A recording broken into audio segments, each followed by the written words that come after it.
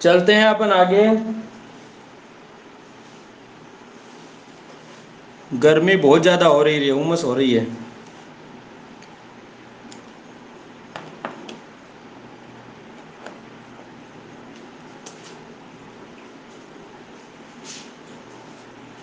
तो दोस्तों आज हम बात करने वाले हैं ज्यामिति, जो बहुत लंबा चला और बहुत थोड़ा सा एक दो दिन का और है, एक कल शायद निपट जाएगा ये। और ज्यामिति में हम बात करेंगे किसकी? आज हम बात करेंगे समांतर चतुर्भुज, तो हमने पढ़ लिया था। और अब आज जो है समचतुर्भुज और क्या बोलते हैं समलंब चतुर्भुज के बारे में चर्चा करेंगे। लेकिन उससे पहले मैं आपको एक बात बता दूं कि जैसे आपका एक कोई समांतर चतुर्भुज दे दिया आपको, और उस समांतर चतुर्भुज में क्या दे दिया कि यहाँ पर दो संलग्न भुजाएं दे दी। जैसे ये वाली भुजा मान लो आपको 20 दे दी और ये वाली 15 दे दी, ठीक है।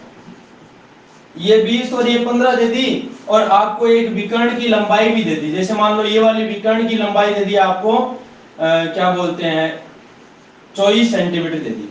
और आपको पूछ लिया कि इस समांतर चतुर्भुज का क्षेत्रफल क्या होगा।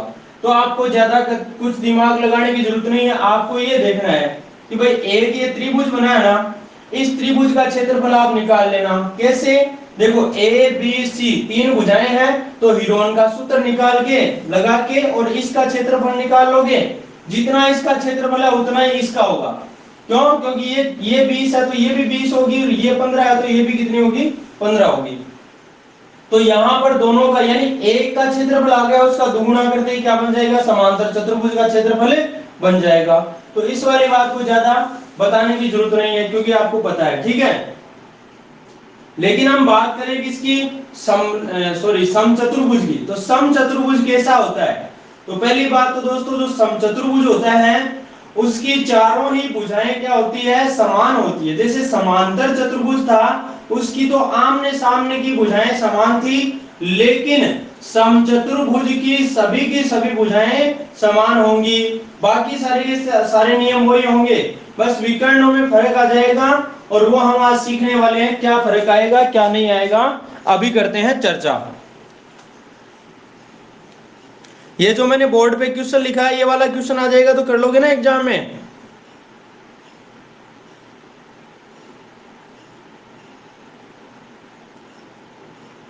यस और नो?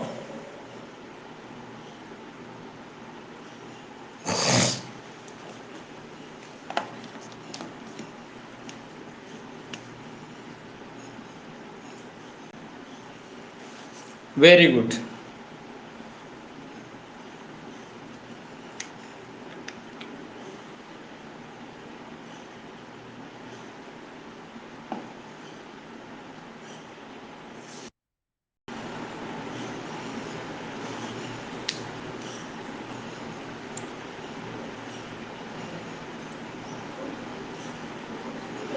तो दोस्तों हम बात करेंगे किसकी? समचतुर्भुज की।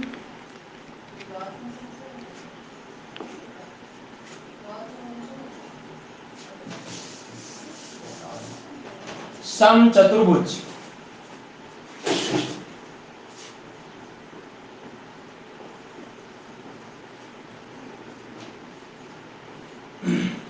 समचतुर्भुज बहुत इंपॉर्टेंट है, आपके ज्यामिति और क्षेत्रमिति दोनों में रोल रखता है बढ़िया वाला। और इसका क्वेश्चन पुट अप एग्जाम में होता ही होता है। तो दोस्तों यहाँ पर देखिए समचतुर्भुज कैसा होता है। तो बिल्कुल दोस्तों ये समांतर चतुर्भुज जैसा ही होता है, लेकिन इसमें होता क्या है कि जो सारी की सारी भुजाएं है ना वो बराबर होती है। सारी भुजाएं बराबर होती है, मतलब ये वाली भुजा ये चारों की चारों भुजाएं क्या है? बराबर है। यानी कि अगर इस भुजा को मैं ए मानता हूं तो इसकी ये भुजा भी क्या होगी? ए ही होगी। सभी की सभी भुजाएं बराबर होंगी।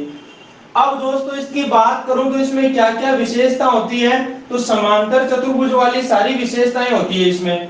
क्या? कि इसके देखो ये वाला कोण है वो इस वाले कोण के बराबर होगा, ये वाला कोण इस वाले कोण के बराबर होगा, आमने सामने की भुजाएं समांतर भी होंगी। इसके जो विकर्ण है, इसके जो विकर्ण है मेरे दोस्तों, वो दोनों विकर्ण क्या होंगे? एक दूसरे को समद्विभाजित करेंगे। तो देखो विकर्णों की विशेषता का क्वेश्चन पक्का आता है एग्जाम में। कि विकर्ण जो है वो चारों में क्या क्या विशेषताएं होती है। चारों का मतलब समचतुर्भुज, समांतर चतुर्भुज, आयत और वर्ग। तो इसके विकर्ण की क्या विशेषता, पहली बात तो ये है कि विकर्ण जो होते हैं वो समद्विभाजित होते हैं। समद्विभाजित होने का मतलब क्या हुआ, एक दूसरे को बराबर भागों में, जैसे मान लो ये ABCD है और इसके O पर क्रॉस करें विकर्ण, कौन, AC और BD, तो ये AO है ना वो CO के बराबर होगा, ये वाला जो है वो इसके बराबर होगा, और जो BO है वो होगा DO के बराबर। ठीक है। दूसरी बात, इसके विकर्ण जो है वो लंबवत भी होंगे, लंबवत भी होंगे, समद्विभाजित भी होंगे, लंबवत भी होंगे। लंबवत का मतलब यहां पर जो कोण बनेगा वो 90 डिग्री बनेगा। ठीक है।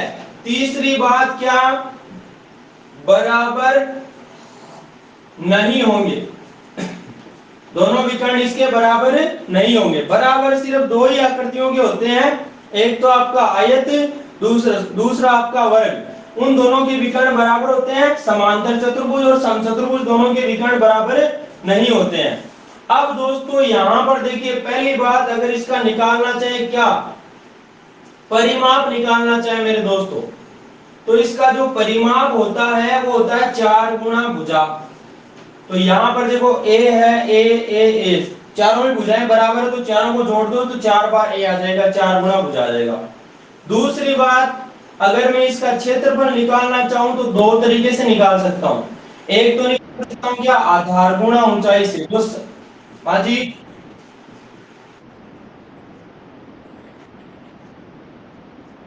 हाँ इसके विकर्ण बराबर नहीं होते।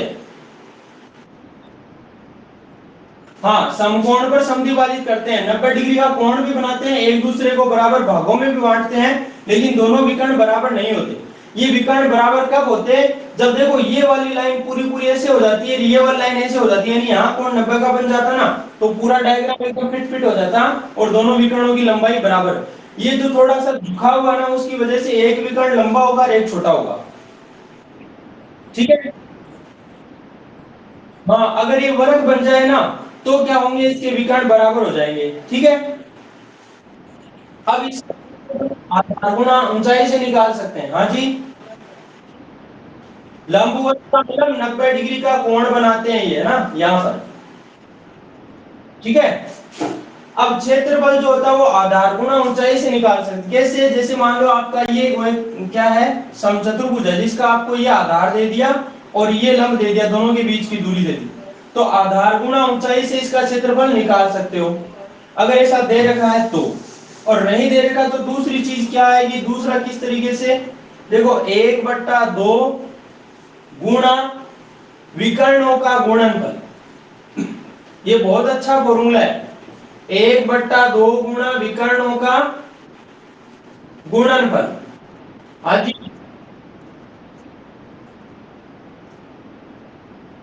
हाँ हाँ वो तो कह रहे ही भाई, यहाँ पर एक त्रिभुज का आ गया, अगर आपको देखो एक भुजा, दूसरी भुजा और एक विकर्ण दे रखा है, तो इसका क्षेत्रफल निकाल लो, उतना ही इसका होगा, तो उससे भी निकाल सकते हो आप। अगर आप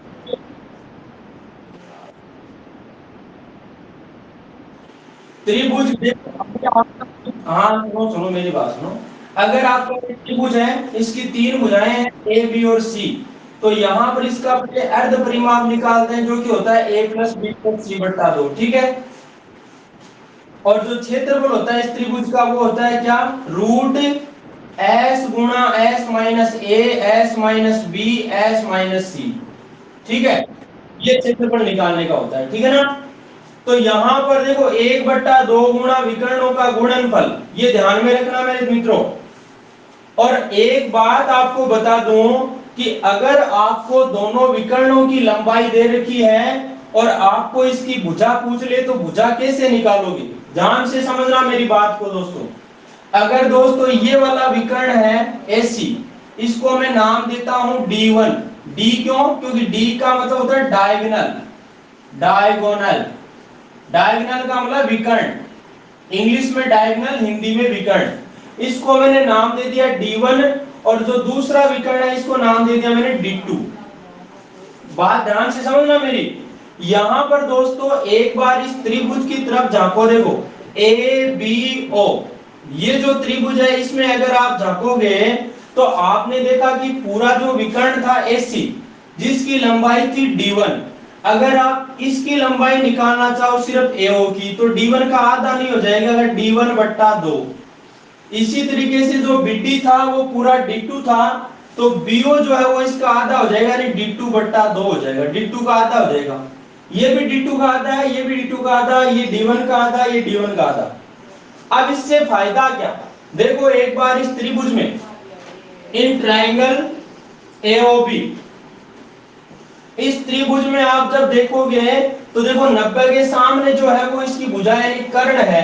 कर्ण का स्क्वायर बराबर आधार का स्क्वायर प्लस लंब का स्क्वायर, यानी a का स्क्वायर बराबर D1 बट्टे 2 का स्क्वायर प्लस D2 बट्टे 2 का स्क्वायर। ये वाली बात आपको ध्यान में रखनी है, ये वाली बात ध्यान में अच्छे से रखनी है दोस्तों।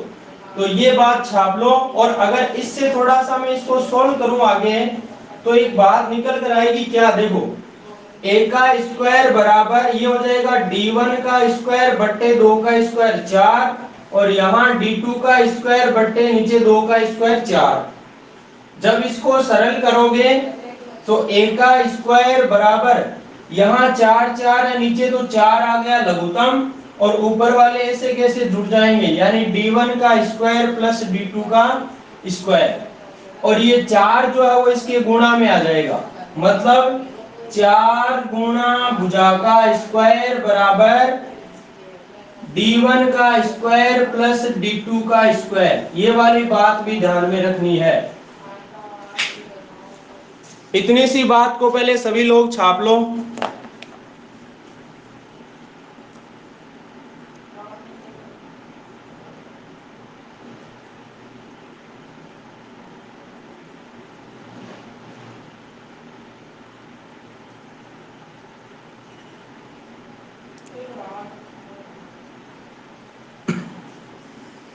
समझ में आ गई है क्या मेरी बात?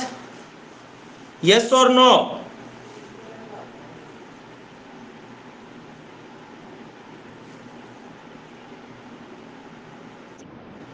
हाँ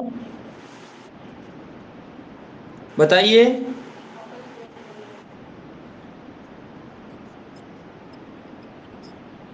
हाँ हाँ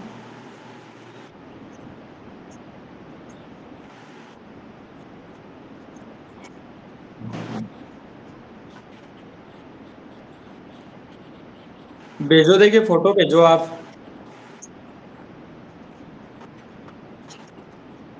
अभी बोर्ड पे छपा हुआ है, आप मुझे बताओ आप क्वेश्चन।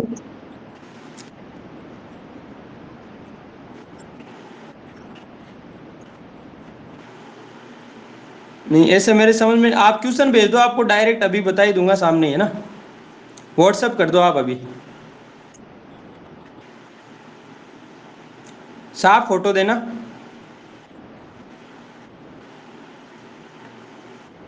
दोस्तों ये वाली बात सभी लोगों के समझ में आ गई है क्या? 2 3 लोगों का जवाब आया यस में, 4 लोगों का, बाकी जवाब ही नहीं। आहो 5 लोगों का आ गया, 6 7 8।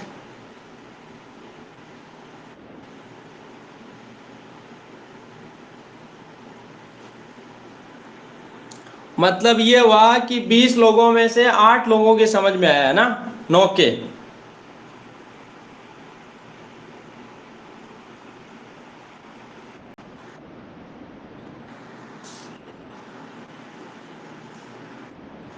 हाँ भेज दिया ना, अभी अभी देखो।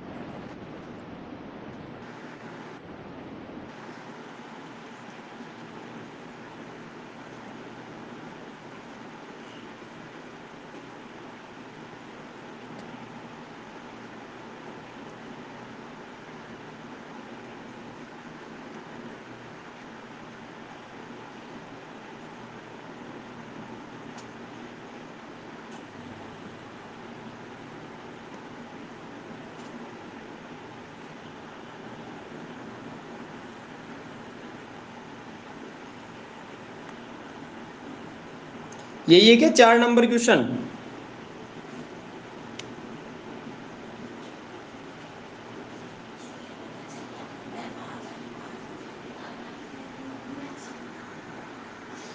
राखी शर्मा,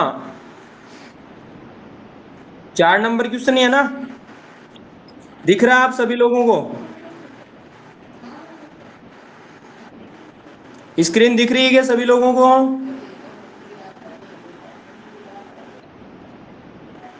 क्यों, क्या हुआ है? अब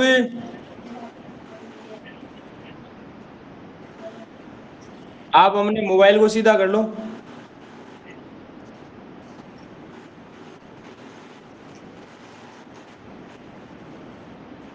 देखो, एक समांतर चतुर्भुज एबीसीडी है जिसमें एक्स और वाई के मान बराबर हैं।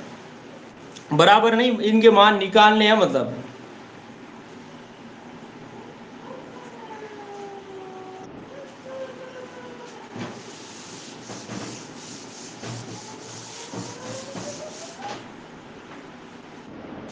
हाँ जी।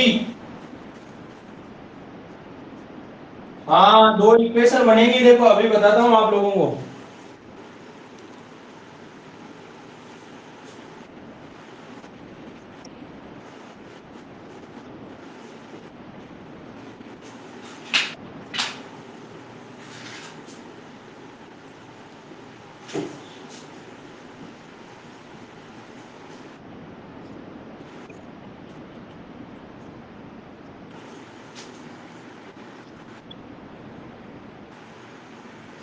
अब देखिए दोस्तों,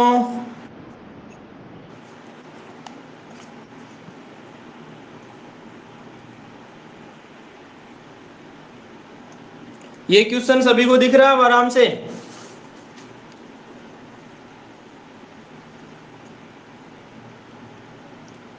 अब इसमें हमें x और y का मान बताना है, तो मेरी बात समझना ध्यान से।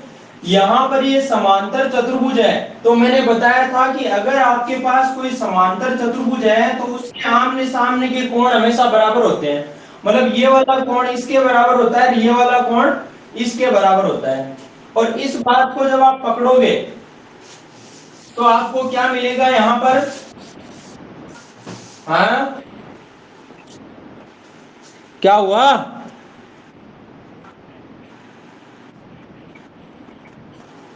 बोर्ड नहीं दिख रहा? आप देखो, देखिए गौर से।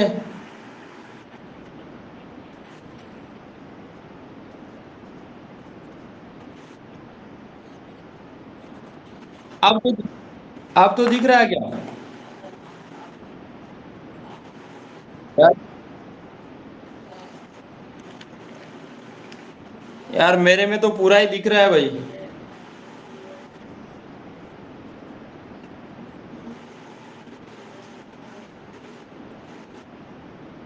दिखने लग गया ना? मेरी आंखों से देखो रे। तुम्हें बोर्ड क्या, चांद सितारे दिख जाएंगे? हैं? देखिए दोस्तों, अब देखिए आप लोग ना, ध्यान से समझना कि ये वाला कोण इसके बराबर होगा और ये वाला कोण इसके बराबर होगा। जब आप देखोगे कि 2x प्लस 5y है ना, वो तो किसके बराबर है? 150 के बराबर है। और दूसरा आप देखोगे 4x प्लस वाई,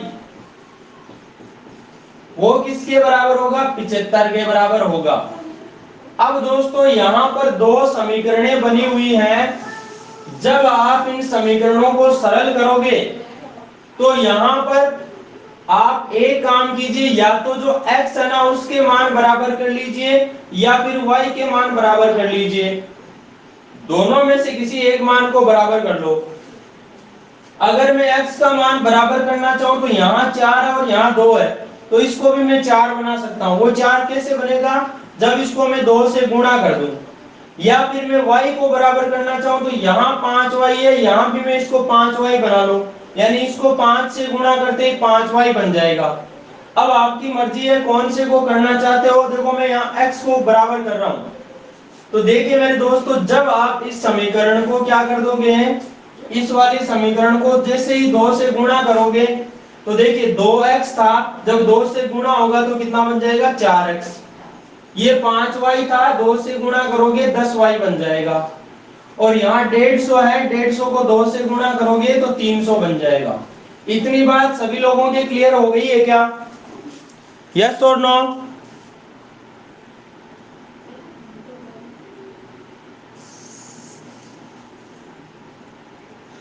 कहां समझ में नहीं आई?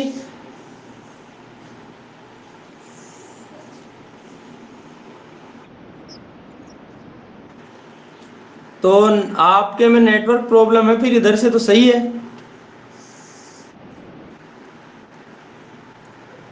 भाई। ये सभी के साथ ये प्रॉब्लम सभी के साथ हो रही है क्या?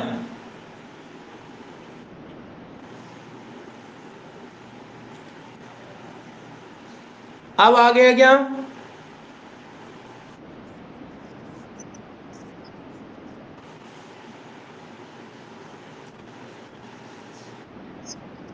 नहीं, इसमें आपको जैसे दूसरी लाइन है, दूसरी लाइन तो 4x प्लस वाई बराबर डायरेक्ट डायरेक्ट 75 है। और जो पहली लाइन थी उसमें 2x प्लस 5y बराबर 150 था। मैंने x के दोनों गुणक जो हैं उनको बराबर करने के लिए 2 से गुणा कर दिया। ठीक है, देखिए यहां पर समीकरण ये थी क्या, 2x प्लस 5y बराबर 150 था।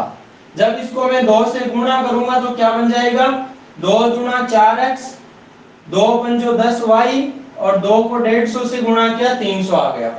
ये मामला था। अब इससे करना क्या है आपको, जब आप इस समीकरण में से इस समीकरण को घटाओगे, जोड़ने से कोई फायदा नहीं मिलेगा, क्योंकि जोड़ने से 4 और 4 8 हो जाएगा, 10 और 1 11y हो जाएगा, जिससे x और y दोनों ही पड़े रहेंगे, तो फिर मान कैसे निकलेगा। तो यहां दोनों को क्या करो, घटाओ। घटाओगे तो ये माइनस का हो जाएगा, ये प्लस का, ये भी माइनस का और ये भी माइनस का। अब ये 4x से 4x आपका कट जाएगा, और 10y में से y घटाओगे, कितना y बचेगा, 9y। और 300 में से 75 घटाओगे तो बचेगा 225। अब 9 से आप इसको काटोगे तो 9 दूना 18, कितना बचा, 7, सॉरी 18 और 4 बचा तो 45, 9 पंजो 45, यानी y का मान आ गया 25 डिग्री। अब जैसे ही y का मान 25 डिग्री आया, ये मान चाहे तो इस समीकरण में रख दो, चाहे इस समीकरण में रख दो, x का मान भी आ जाएगा। तो एक बार दूसरे समीकरण को देखो, 4x प्लस y की जगह रख दो 25 बराबर में 75। ठीक है, अब ये 25 उधर जाएगा तो देखिए 4x बराबर कितना, 75 में से 25 गया, बचा 50। तो देखो 2 के पहाड़े से 2 बार कट गया, 2 के पहाड़े से 25 बार कट गया, और 2 से ये 25 कट जाएगा 12.5 बार। तो यहाँ x का मान आ जाएगा 12.5 डिग्री। x का मान भी आ गया, y का मान भी आ गया। अब किसी के समस्या है तो मुझे बताइए।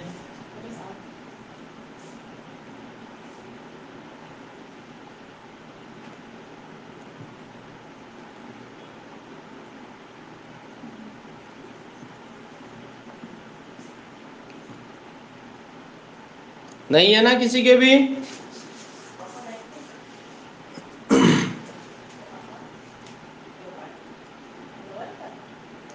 ओके भाई, है तो आप बोल सकते हो, मुझसे बात कर सकते हो।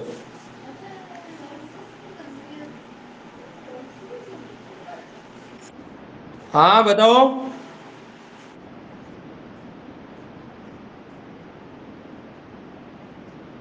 जरूरी नहीं है, आप किसी से भी x के मान बराबर कैसे हो वो काम करना आपको। जैसे मान लो आप y के मान बराबर करते, तो पहली समीकरण थी 2x प्लस 5y, दूसरी थी 4x प्लस वाई। तो आप दूसरी समीकरण को 5 से गुणा करना पड़ता, तब जाके 5y बनता। ठीक है ना भाई, बराबर करने के लिए करना पड़ता है ना। आपने x का मान बराबर किया तो एक में 4 था, एक में 2 था, तो जो 2 था उसको 2 से गुणा करते ही वो 4x बन गया। लेकिन आपने एक अकेले x को नहीं बल्कि पूरी समीकरण ही गुणा होगी वहां पर। ठीक है, ठीक है, चलते हैं फिर आगे अपन। अब दोस्तों समझना मेरी बात ध्यान से।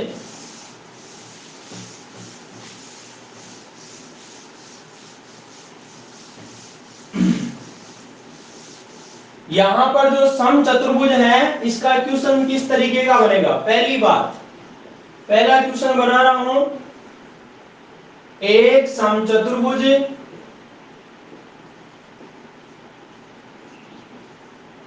का परिमाप, एक समचतुर्भुज का परिमाप 80 सेंटीमीटर है तथा दो समांतर भुजाओं के बीच की दूरी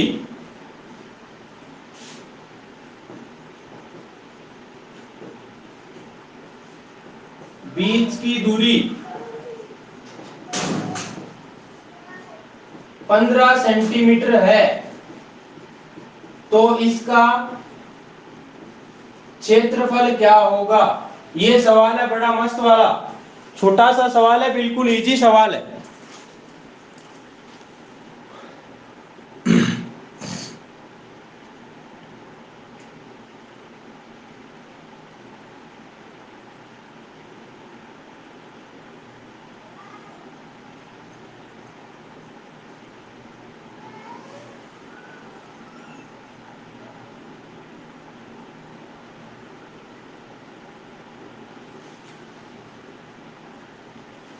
संदीप मेहता 1200, सुनील गोस्वामी 1200।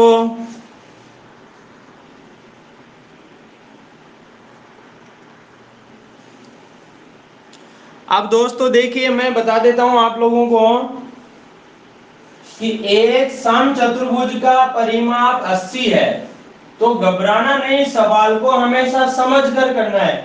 पहली बात, नाम आया किसका, समचतुर्भुज का, तो आपके दिमाग में डायग्राम बन जाना चाहिए ऐसा जिसकी चारों भुजाएं बराबर हो।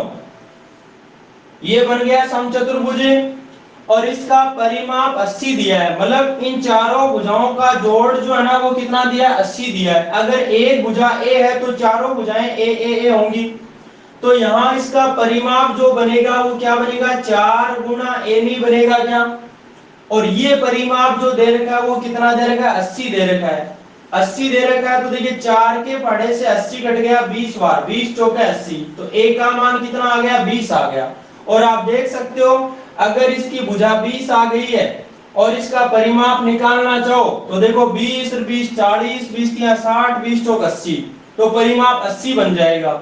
यहां ये लगाने की भी आवश्यकता नहीं, सीधी बात है, 80 में 4 का भाग दो तो 20 आ जाएगा इस भुजा का मान।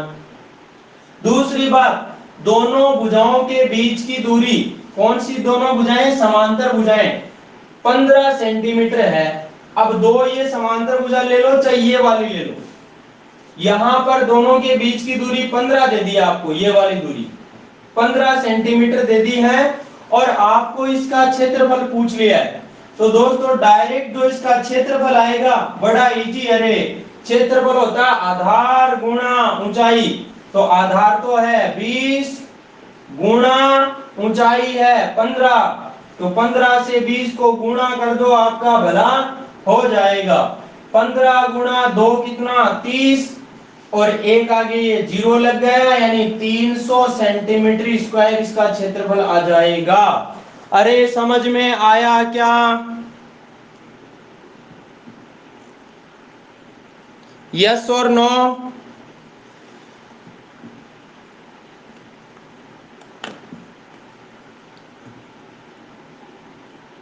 जिसके नहीं आया है मुझे पहले कमेंट करे फिर मुझसे बात करे।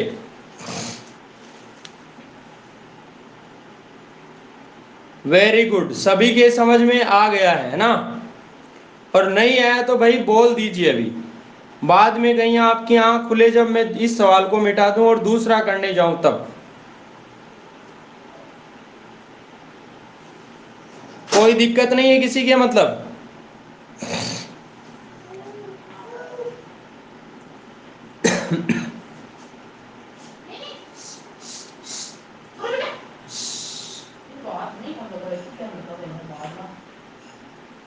दोस्तों ये जो सवाल है ना, इसका उल्टा एक सवाल बन सकता था, वो भी मैं आप लोगों को बता ही देता हूं।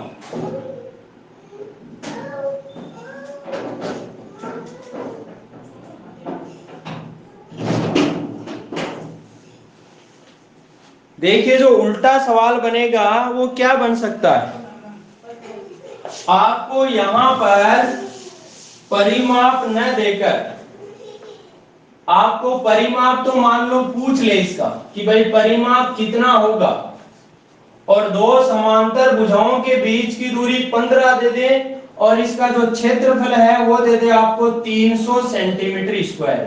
फिर पूछ ले कि परिमाप कितना होगा, तो आपको आंसर तो इसका मिल चुका है कि भाई आंसर तो इसका कितना आना, परिमाप 80 ही आना है।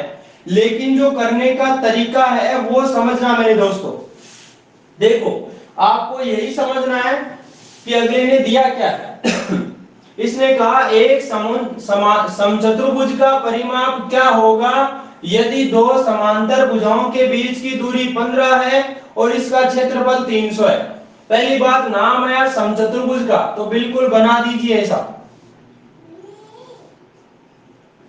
फिर अगले ने क्या कहा, दो समांतर भुजाओं के बीच की दूरी 15 है, इन दोनों के बीच की दूरी आपको दे दी कितनी, 15 दे दी, और इसका जो एरिया है, क्षेत्रफल है, वो कितना दे दिया, 300 दे दिया। ठीक है, अब आपको पूछा है परिमाप, तो भाई दिमाग में आना चाहिए परिमाप आएगा कहां से, ये देवरी से तो चल के आने वाला नहीं, ना 12 से चल के आने वाला, ना कोटा से, ठीक है, और ना ही उधर एमपी शिवपुरी से आने वाला है। परिमाप आएगा इसकी भुजा से, तो इसकी भुजा का पता होना चाहिए। इसकी भुजा को मान लेता हूं मैं क्या, ए। तो जब इसको ए मानोगे तो आपको एक चीज मिल जाएगी, आधार मिल जाएगा और ऊंचाई मिल जाएगी, और आधार को ऊंचाई से गुणा करें तो वो किसके बराबर होता है, क्षेत्रफल के बराबर होता है। तो देखिए आधार क्या है, ए, गुणा ऊंचाई 15, और बराबर में जो क्षेत्रफल दे रखा है वो कितना दे रखा है, 300।